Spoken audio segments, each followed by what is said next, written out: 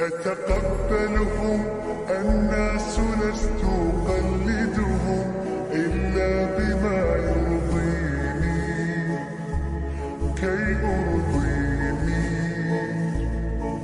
سأكون أنا مثلي تماما هذا أنا فقناعتي تكفيني ذاك يقيني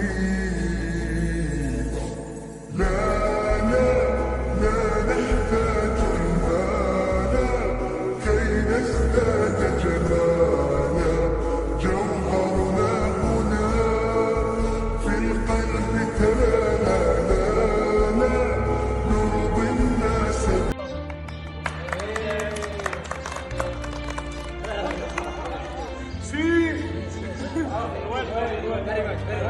يلا بس جايدة شني.